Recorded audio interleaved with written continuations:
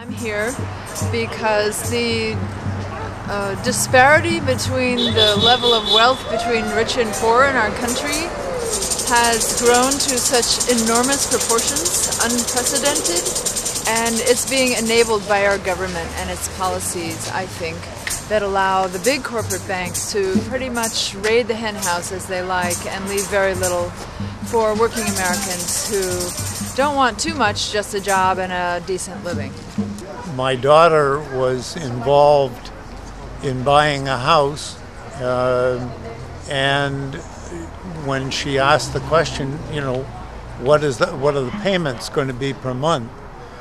They told her, and she said, "I'm sorry, I can't afford that." And the banker said, "Don't worry about it.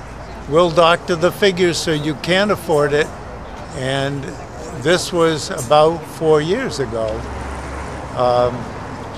And little did I understand what was going on in the rest of the world, that was only the tip of the iceberg. And then when you see what they have done to other people that are less astute, and then to see what the banks did in combining all of these, and the Standard & Poor's and other rating companies gave their AAA rating to these things that they knew were bad, then you got to say, hey, there's something very rotten in the banking industry. You wonder, how is it that the world's economies are going bad? And you look at the foundation, and one of the major ones is the deregulation. Credit, the swaps that are taking place, the hedge funds that have taken place, these are all uncontrolled. And they're uncontrolled because that is exactly what the banking system wants, and they're not held accountable. You look at bank presidents that have been from companies that have failed, and you look at the $1 million severance pay that they're getting, and you say, why are they getting this kind of money? And it's a topsy-turvy world where right is wrong and wrong is right. So the financial institutions in this country that have lost their moral compass.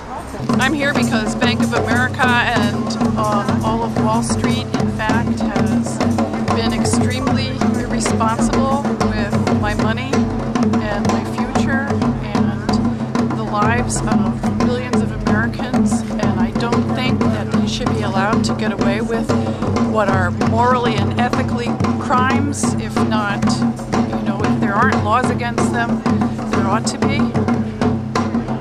I'm here primarily because I really feel that this is an incredibly important movement to bring to witness the real imbalances in our culture, in our society here, and in our governmental forms.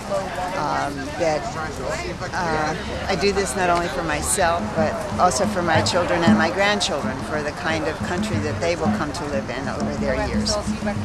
I'm here because I believe in economic justice as a human right, and I believe a lot of people have been exploited in this country for too long, and we've seen those numbers increase in a dramatic way, and I have tens of thousands of dollars in student debt, and all I want to do with my life is, something in the field of social work and helping that already.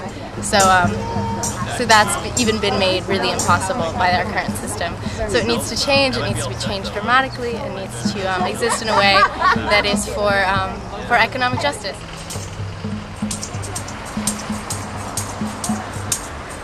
I'm one of the co-founders of Occupy Bowdoin.